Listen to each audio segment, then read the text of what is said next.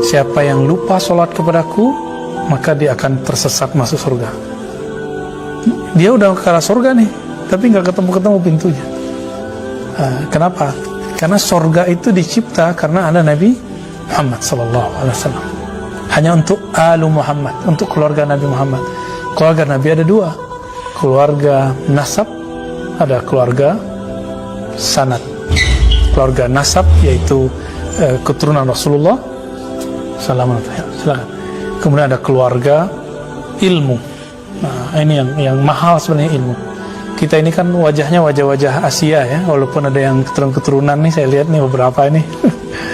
Tapi bukan itu yang penting ya. Man bata'a nasabu, gimana di arba'in? Man bata'a amaluhu lam yusri'hu nasabu.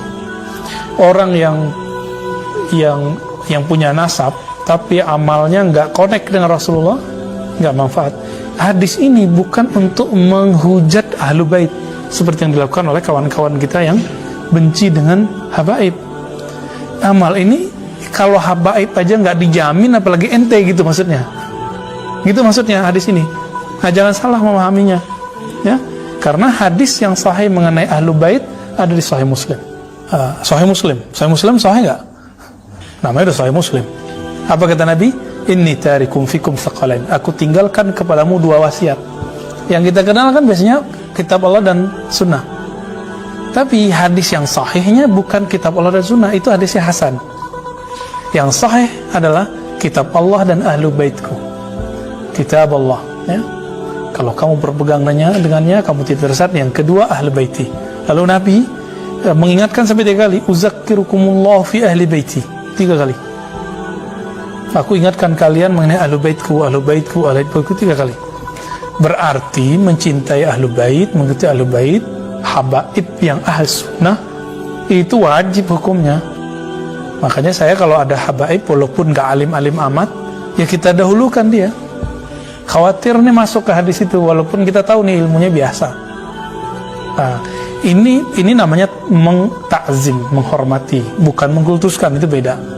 Ya, perbedaan kita dengan ajaran Syiah, mereka menganggap para imam zuriat Rasulullah itu maksum, dikultuskan. Maksum artinya apa? Terjaga dari dosa. Ya. Nah, berbicara tentang keluarga Nabi, pewaris Nabi, nah, nanti kita akan bahas di bab ke-10 dari kitab Awariful Ma'arif, salah satu kitab ilmu qalbu atau tazkiyatun nufus atau tasawuf dalam tradisi ahlu sunnah. Dan saya sudah menyampaikan berkali-kali, tasawuf adalah khas ahlu sunnah. Tidak ada ahli bid'ah mempunyai tasawuf. Ini perlu diketahui.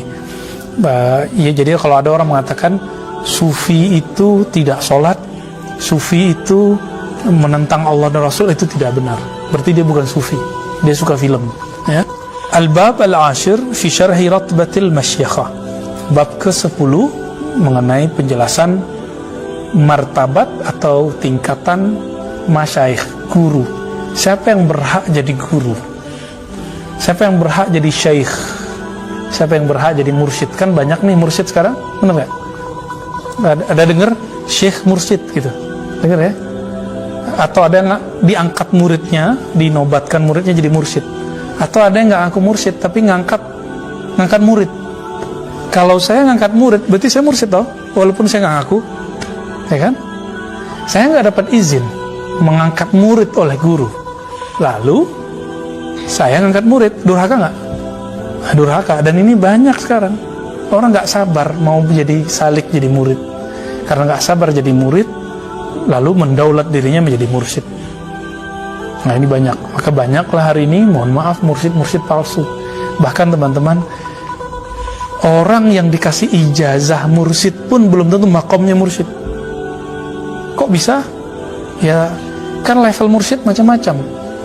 Yang disebutkan dalam kitab ini, inilah mursyid hakiki, yang kita sebut dalam istilah al-kamil mukammil, mursyid yang perfect, yang ideal.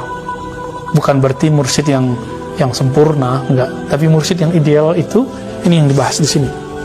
Nah, makom ini Ini adalah makom pewaris para rasul, para nabi, dalam berdakwah dan mengenalkan umat kepada Allah Subhanahu wa taala. Qala al-Imam Abu Hafs As-Surawardi bi sanadina al-muttasil ilaihi, dengan sanad kita yang bersambung kepadanya, beliau berkata, warada fil khabar an Rasulillah sallallahu alaihi wasallam. Terdapat sebuah riwayat dari Rasulullah sallallahu alaihi wasallam.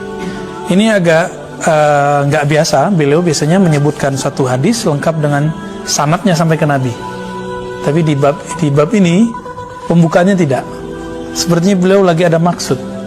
Ya, maksudnya saya lagi nggak menggunakan riwayat sanad, tapi lagi ngambil maknanya langsung. Karena kalau pakai sanad nanti membuat buyar isinya. Apa hadisnya?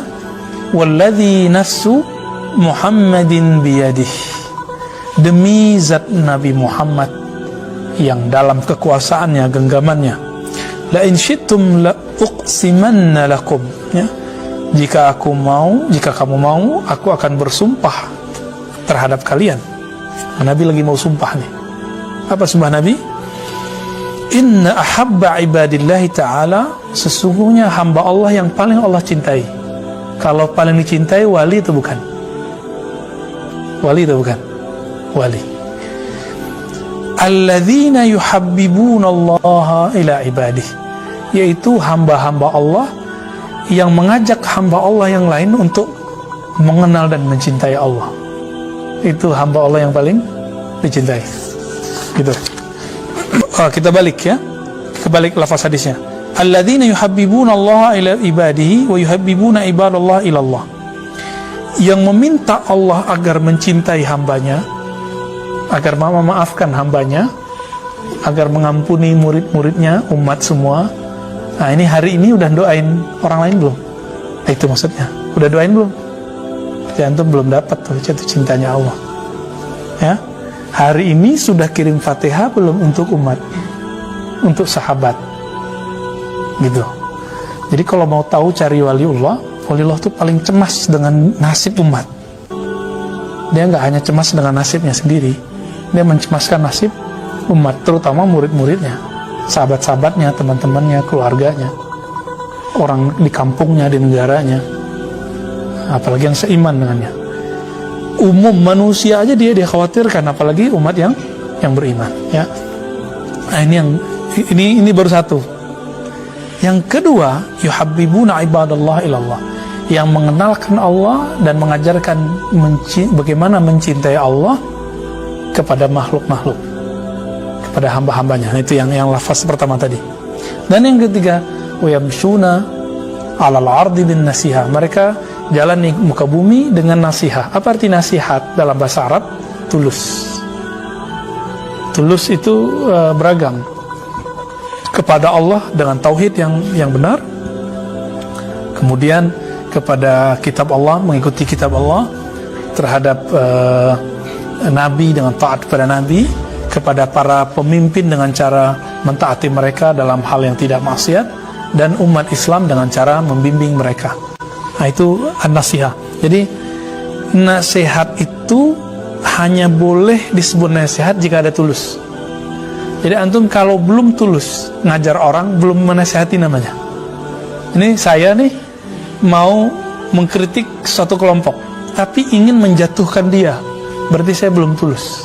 Saya misalnya nih ingin mengkritik Salafi, niatnya mau menjatuhin Salafi, maka saya belum memberi nasihat kepadanya, karena belum tulus. Kata Imam Sya'rani, jika engkau belum berniat agar rahmat Allah sampai kepada lawanmu, maka berhentilah berdebat. Jangan, nggak usah dakwah deh gitu. Berarti dia belum kenal Allah, dia belum cinta Allah. Nah, gimana dia mau melakukan itu? Baik. Apa kata beliau? Ini hadis setelah kita teliti, tahrij, riwayat Imam Ibnu Abid Dunya. Pernah dengar? Ya, kalau ahli hadis ini anak darussunnah pada ngerti nih. Ya. Ibnu Abid Dunya. Imam Dunya ini punya kitab, kalau Imam Bukhari Muslim punya kitab Jami'. Jami' ini kumpulan-kumpulan besar, banyak tema di dalamnya. Kalau Ibnu Abid Dunya mempunyai kitab-kitab ajza, tematik, satu tema. Aulia, zuhud, al-maut, ziaratul kubur misalnya. Nah, itu Imam Ibnu Abid Dunya. Dan perlu diketahui, Imam Al-Ghazali rahmatullah alaih menulis Ihya Ulumuddin. Kalau ada hadis yang tidak bisa kita temui di hadis yang lain, kebanyakan ada di Ajza Ibnu Abid Dunya. Dan itu sudah dicek. Maka penelitian terakhir dari beberapa syekh dan beberapa ahli hadis, peneliti hadis, ternyata hampir semua hadis dalam Ihya Ulumuddin itu ada sumbernya, kecuali cuma 20-an sampai 50-an. Semuanya ada sumbernya. Masalah kualitasnya nanti. Jadi beliau baca kitab hadis, bayangkan. Orang kan ngejek Imam Ghazali nih, bahkan mengatakan ada kemarin penceramah dari Indonesia di YouTube mengatakan bakar aja tuh kitabnya gitu ya, boleh dibakar gitu. Sebenarnya dia menukil kalam orang, kemudian dia kalamkan sendiri, dan itu tidak boleh ya. Nauzubillah min dzalik. Bahkan pendahulunya Ibnul Jauzi mengkritik Al-Ghazali, tapi juga memujinya, bahkan mengikhtisar kitabnya Mukhtasar Minhajul Qasidin, yang sekarang dipakai oleh teman-teman Salafi untuk kitab Tazkiyatun Nufusnya, yang setelah diikhtisar oleh Ibnu Qudamah. Jadi coba lihat, Ghazali Ihya Ulumuddin diikhtisar oleh Ibnul Jauzi. Apa nama kitabnya? Mukhtasar Minhajul Qasidin. Minhajul Qasidin. Minhajul Qasidin diikhtisar oleh Ibnu Qudamah. Kitab ikhtisar inilah yang sudah diterjemahkan di mana-mana dan dipakai dalam majelis Tazkiyatun Nufus sahabat-sahabat kita Salafi. Ya, saya bersyukur juga sih. Ya nggak apa-apa toh. Ya, semoga ini jalan supaya kolbu kita, kolbu mereka lembut. Tapi sudah banyak yang dikurangi dalam kitab itu. Nah, ini yang perlu kita ketahui. Cuma bagusnya riwayat hadis yang menurut Ibnu Jauzi bermasalah sudah dibuang. Ya. Baik. Madza qala Al-Suhrawardi. Jadi Imam Suhrawardi ingin menjelaskan perspektif ilmu qalbu. Apa kata beliau? Wa hadza alladhi dzakarahu Rasulullah SAW huwa ratbatul masyakhah wad da'wati ila Allah Ta'ala. Yang Nabi katakan tentang orang yang paling dicintai oleh Allah adalah orang yang meminta Allah supaya mencintai hambanya dan mengajak hamba agar mencintai Allah, lalu berjalan ke bumi dengan penuh ketulusan nasihat. 3 karakter ini adalah karakter yang dipunyai oleh orang yang menaiki makom masyakhah, syekh mursyid, wa da'wah ilallah, da'i kepada Allah SWT. Inilah makomnya Al-Habib Omar. Inilah makomnya muridnya beliau, adik kelasnya Al-Habib Ali ya, Al-Jufri. Inilah makomnya Syekh Ali Jum'ah, makomnya Syekh Ahmad Tayyib ya. Walaupun mereka tidak disebut mursyid, misalnya kayak Syekh Ali Al-Jufri kan tidak menyebut dirinya, Al-Habib Al-Jufri nggak menyebut diri mursyid, Syekh Ahmad Tayyib nggak menyebut dirinya mursyid, tapi belum mencintai umat ya, walaupun ada kritik-kritik dari beliau. Di Indonesia banyak ya, banyak, sangat banyak orang-orang yang dapat makom ini. Namun ada yang mastur, tertutup, ada yang masyhur. Nah, kebanyakan mereka mastur. Orang-orang yang mendoakan kita di saat kita lupa mereka, bahkan kita nggak mendoakan mereka, itu mereka mendoakan kita. Nah, ini yang saya katakan tadi. Karakternya apa tadi? 3. Coba antum punya nggak? Minta kepada Allah supaya Allah mengampunkan, merahmati makhluk. Yang kedua, ngajak makhluk untuk kenal kepada Allah, cinta kepada Allah. Yang ketiga, tulus. Tuh, 3 tuh. Jebol 1, coret. Ya, coret. Maka ada orang yang dulu diangkat jadi mursyid, lalu kemudian dia nggak tulus, coret dia terhapus namanya dari daftar ini, daftar orang yang dicintai oleh Allah. Mungkin di kalangan makhluk masih dianggap mursyid, syekh, ulama, tapi di sisi Allah bukan lagi. Nah, itulah rahasia kenapa ulama kita sering kirim Fatihah. Jadi kirim Fatihah itu bukanlah bid'ah. Kirim Fatihah itu bagian dari mencintai makhluk, atau meminta Allah agar memaafkan makhluk. Lianna syekh yuhabbibullah ila ibadihi haqiqatan. Kenapa? Karena syekh itu yuhabbibullah ila ibadihi haqiqatan, meminta kepada Allah agar mengampuni, menyayangi makhluknya. Itu hakiki, nggak main-main, nggak buat-buat ya. Diam di rumahnya, di khalwatnya, di kamarnya, dalam sunyinya, itu dia mendoakan makhluk, mendoakan murid-muridnya, sahabat-sahabatnya, bahkan umat manusia semua. Apalagi COVID begini nih, mereka paling kencang doanya. Tapi ingat, Doa mereka bukan ya Allah batalkan takdirmu, angkat COVID. Enggak, mereka nggak berani ngomong gitu. Mereka hanya berani mengatakan, ya Allah jaga umat, selamatkan umat. Coba lihat doa Nabi Khidir yang dinukil oleh para imam sampai ke Imam Syafi'i, dinukil oleh Imam Suyuti. Apa itu? Allah marham umat Muhammad, ya Allah rahmati umat Muhammad. Apa lagi? Allahumma aslih umat Muhammad, ya Allah perbaiki kerusakan umat Muhammad. Apa lagi? Allah majbur umat Muhammad, ya Allah bantu umat Muhammad atau unsur umat Muhammad. Mau dia apapun alirannya, mau dia salafi, mau dia asy'ari, mau dia pejabat, mau dia bukan pejabat, ya politisi, nggak politisi, mau dia kiai, murid, yang penting dia umat Muhammad. Nah gitu. Berarti orang ini nyimpen kebencian nggak di kolbunya. Nah, maka dikatakan oleh para imam kita, siapa yang baca doa ini pagi sore, maka dia diangkat jadi wali abdal. Itu wali paling tinggi untuk di bawah kutub. Di bawah kutub paling tinggi itu abdal. Kenapa? Di hatinya nggak ada kebencian. Nah teman-teman, di hati kita ada kebencian nggak ke orang? Benci ke lawan aliran, benci ke orang-orang yang beda di organisasi, di tempat bekerja, tetangga. Itu bukan wali. Nyimpan benci nggak wali? Wali itu kalau benci, kalau disuruh benci oleh Allah. Kalau Allah nggak suruh benci, dia nggak mau benci. Gitu. Itu sebabnya wali-wali Allah mewarisi sifat Nabi SAW. Nabi Muhammad ketika dilempar, balas ngelempar nggak? Ketika diejek, balas ngejek nggak? Nah inilah yang Al-Habib Al-Hakiki. Siapa yang disebut Habib Hakiki? Yang kalau dia dihujat, dia nggak balas menghujat. Dan saya melihat itu ada pada Habib Umar, Habib Al-Jufri. Tapi sebening-bening Habib Umar nggak pernah jelek-jelekin siapapun. Itu boleh dihujat orang. Lihat, aneh gak tuh? Baik. Waratbatul masyakhah min ala rutabi min ala ratbi ya, atau rutabi fi tariqis sufiyah. Tingkatan masyakhah itu, Syekh Mursyid adalah tingkatan tertinggi dalam strata tarekat sufi. Nah, jadi teman-teman, kalau kita belajar fikih, ada yang paling tinggi namanya mujtahid. Masih ingat? Di bawah mujtahid ada tingkat-tingkatnya. Mujtahid mutlak, mujtahid apa lagi? Muqayyad, mujtahid apa lagi? Mujtahid mazhab, mufti, gitu ya. Terus baru muqallid di bawah. Itu istilah muqallid itu kalau di dalam tarekat sufi disebut murid. Mujtahid itu di kalangan sufi disebut dengan kutub.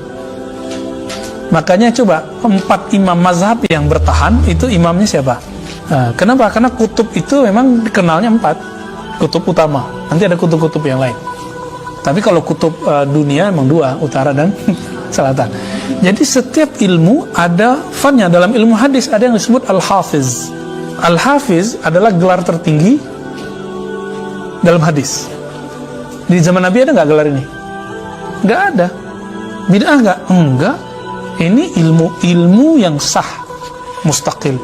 Jadi istilah Syekh Mursyid, Arif Billah di kalangan sufi, mujtahid di kalangan ahli fikih, usul fikih, hafiz atau imam muhaddis dari kalangan ahli hadis, itu semua istilah baru, tidak ada di zaman Nabi, lalu diadakan sekarang. Diadakan di zaman dulu setelah Nabi. Bid'ah? Enggak. Kenapa orang kemudian sentimen dengan sufi? Karena nggak mengerti analog ini, gitu. Nggak bisa memajangnya secara al-kul bil kul ya, secara tepat. Akhirnya yang terjadi, oh dulu di zaman Rasulullah nggak ada tasawuf. Ya berarti di zaman Rasulullah nggak ada fikih juga dong. Di zaman Rasulullah nggak ada ilmu hadis juga dong, kan gitu jadinya. Nah, enggak, kita nggak ngomong gitu. Di zaman Nabi ada nggak hadis sahih dan hadis dhaif? Nggak ada. Terus ketika dalam tarekat sufi juga sama, ada ma'rifat yang sahih, ada ma'rifat yang batil, ada sama. Rawi yang dhaif, ada rawi yang sahih. Di kalangan sufi ada syekh yang kamil, ada syekh yang ghairu kamil. Artinya sama, syekh yang bagus, syekh yang tidak bagus.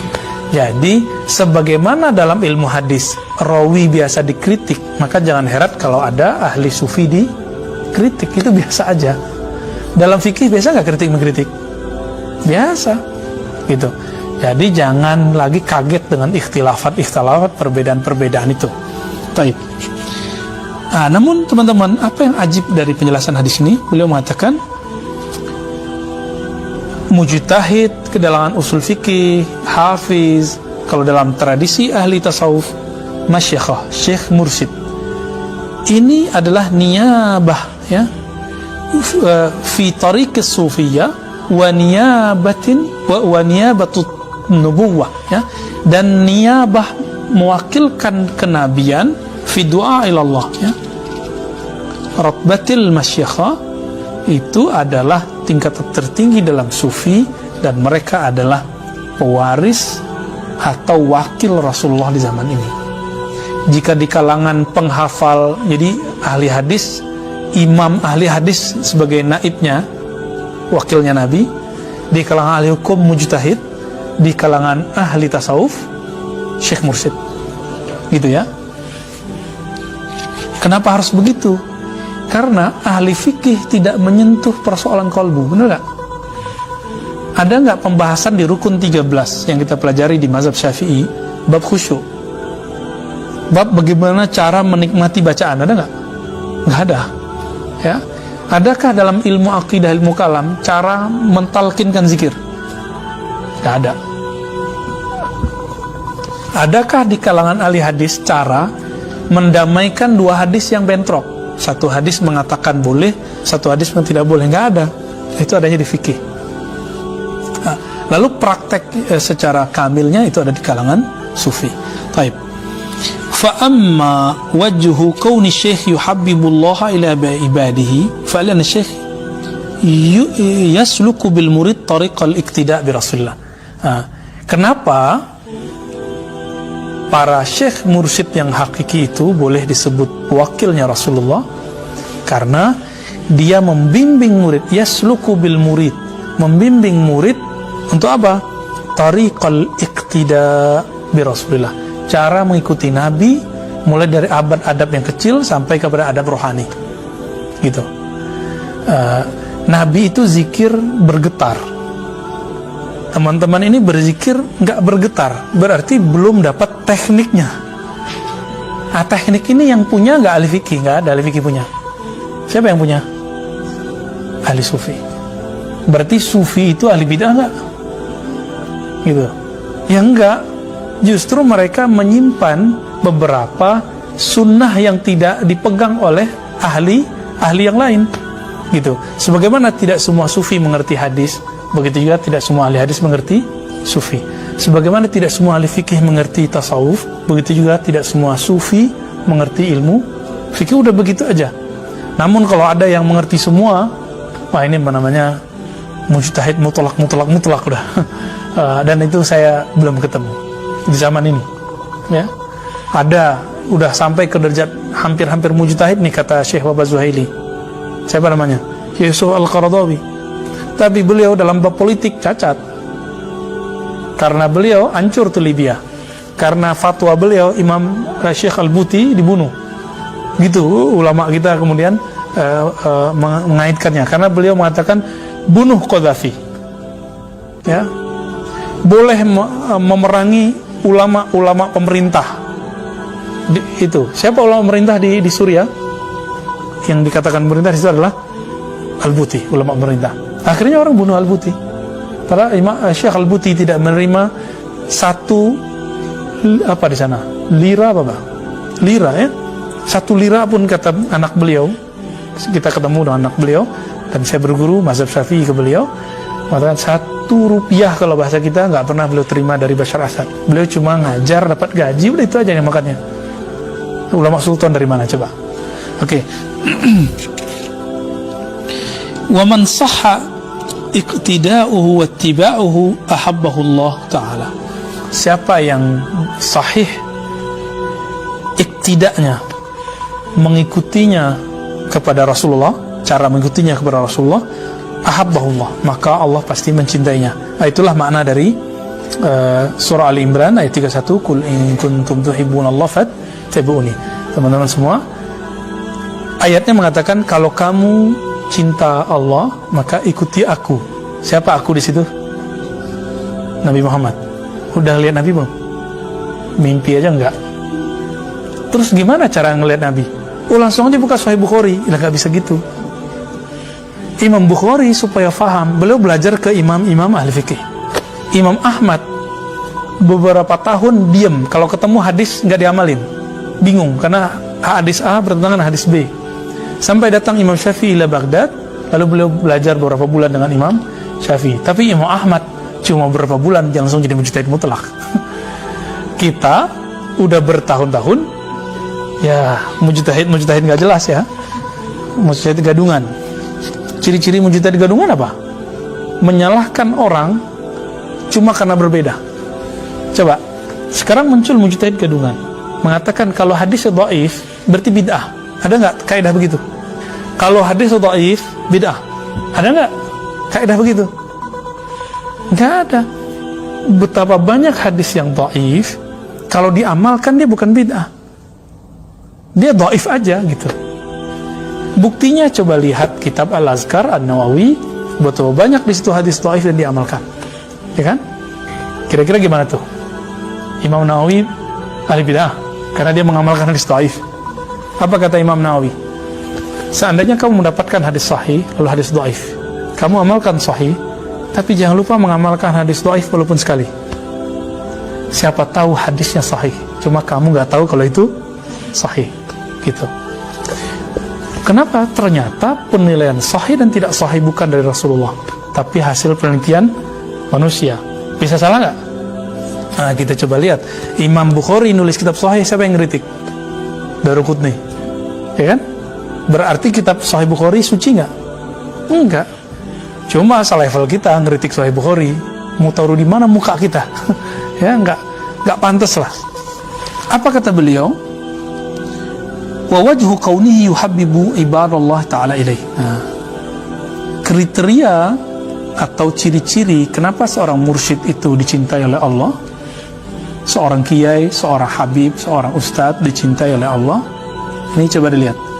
Annahu yasluku bil murid tariqat tazkiyah. Dia membimbing murid untuk melakukan tazkiyah. Apa arti tazkiyah? Penyucian jiwa.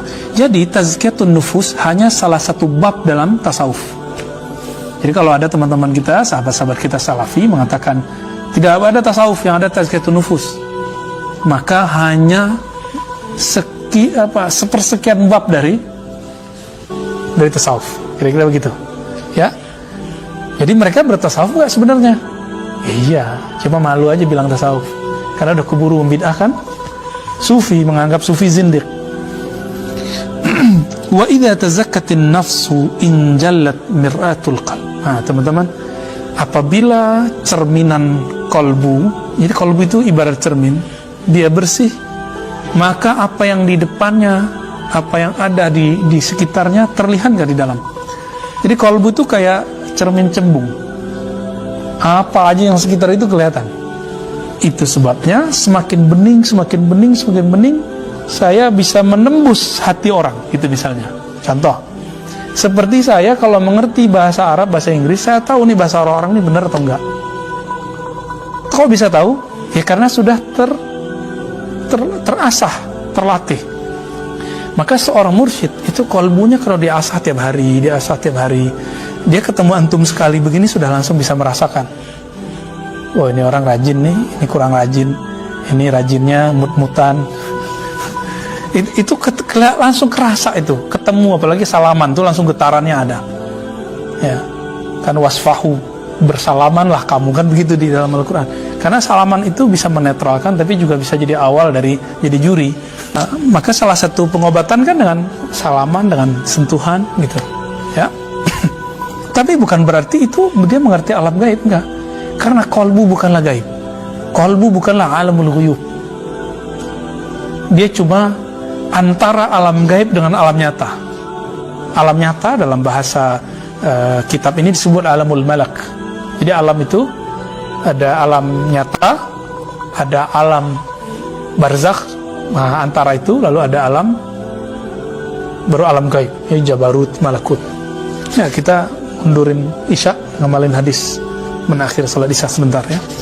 Nah, dan ini nggak boleh disalahartikan, salah gunakan ini. Kalau kolbu udah bening, jangan coba-coba jadi juri, ya. Jangan coba disorot-sorot tuh hati orang, jangan, nggak boleh. Itu nggak boleh. Kalau lawan jenis bisa pelet jadinya. Nah, itu bahayanya. Nanti dia bukan jadi mursyid, jadi sahir, kahin, jadi tukang pelet. Yang ada apa? Dia memelet Allah gitu, supaya Allah mau mencintai makhluk. Itu yang ada. Jadi pelet hakiki adalah mursyid yang meminta Allah supaya mencintai makhluk, ngajak makhluk supaya cinta kepada, bukan ngajarin orang cinta dia, nggak benar. Enggak, itu otomatis ke bawah. Oke, tadi saya nanya, kita ketemu Nabi nggak? Maka kalau disebut fattabi'uni, ikutilah aku. Nabi Muhammad jaraknya dengan kita berapa abad? 15, 1400 kan sekarang? 15 abad. Mungkin nggak langsung ikuti Nabi? Pakai video sifat sholat Nabi, Ustaz? Nggak bisa. Kenapa? Cara sholat itu harus dipelajari pergerakan per huruf dari orang yang dia belajar ke orang sebelumnya, orang itu belajar ke orang sebelumnya sampai ke Nabi. Ini disebut dengan as-sanad bil fi'li. Sanad bil fi'li atau al-musalsal bil fi'li. Musalsal amal itu musalsal terbesar di dunia setelah Al-Quran. Jadi ada Al-Quran itu per hurufnya sama kayak Nabi. Tahu dari mana? Coba. Karena ada sanad guru. Antum mau kemana aja negerinya Quran kita sama, kecuali qiraatnya berbeda. Gitu. Kalau garansi Quran saya benar karena saya punya guru ahli qiraat, maka garansi sholat saya benar, saya punya ahli guru fikih, guru TPA dulu, bahwa dia sholat dari gurunya sholat dari gurunya. Jadi jangan lagi ngomong gini, ternyata sholat ala kampung kita salah, Tat, gitu ya, kan ada yang ngomong gitu. Loh kenapa? Oh yang sahih itu videonya sifat sholat Nabi. Loh sifat sholat Nabi itu adalah kompilasi Syekh Albani, versi Albani, belum tentu benar. Coba dicek, banyak ngacoknya, ya. Nah, tangan naik turun duluan mana itu juga udah kacau di situ, ya. Tapi itu usaha Syekh Albani, ya sudah. Kenapa? Karena dia nggak melihat orang, dia melihat teks. Akhirnya dia mengatakan penyebut Sayyidina itu bid'ah. Debatlah beliau ini dengan Syekh Al-Ghumari. Debat panas itu. Begitulah sampai akhir nanti, ya. Karena kita tidak bisa melihat Nabi, maka lihatlah orang yang mewarisi ilmu Nabi. Jadi sebenarnya guru-guru antum dulu di kampung itu pewaris Nabi, tapi dalam ilmu yang sedikit itu. Cukup nggak? Cukup. Maka mau sehebat apapun yang ngajinya sekarang, tetap aja cara sholatnya kayak guru TPA-nya dulu. Ya, bener nggak? Mau dijadiin aliran apa, nanti alam bawah sadarnya begitu. Jadi teman saya itu ada sholat tangannya begini terus, gitu ya. Tapi ketika kita ajak ngobrol, asik ngobrol, terus jam sholat datang, dia lupa kalau dia udah beraliran baru, tangannya turun lagi. Terus kenapa? Ya kenapa? Karena dia udah dari alam bawah sadarnya sholat seperti itu. Dan itu nggak salah kok. Kalau mau tangannya begini boleh nggak? Ya boleh-boleh juga. Cuma guru kami Syekh Taufik setelah mempelajari fikih Syafi'i itu melarang. Apa kata beliau? La taf'al misla haula. Jangan lakukan seperti itu. Karena Imam Muslim dalam Sahih Muslim menyebutkan antara dada dan perut. Ini contohnya. Kalau nggak punya guru susah. Kalau belajar pakai video mungkin sebulan baru ngerti. Tapi kalau pakai guru ketemu 20 menit selesai. Ya kan? Nah, ini hebatnya. Berguru itu bisa memendekkan waktu yang panjang, mengefektifkan waktu. Wa naqasat fihi anwarul azamatil ilahiyyah. Maka terpantullah dari cermin kolbu itu, apa yang terpantul? Cahaya-cahaya ilahiyah. Maksudnya gini, semakin sering orang itu menyebut nama kekasihnya, nanti kalau alam bawah sadarnya itu menulis nama dia plus nama gitu. Tapi dia itu sering nyebut nama Nabi, maka yang sering dia coret-coret Muhammad. Yang sering dia omongkan Muhammad. kalau dia itu cinta kepada Allah, ciri-ciri orang cinta, kata-kata lirih yang keluar dari alam bawah sadarnya adalah Allah. Al-mar'u ma'aman ahabba. Inilah yang dikatakan dalam hadis Sahih Bukhari, seseorang itu akan selalu bersama dengan siapa yang dicintai.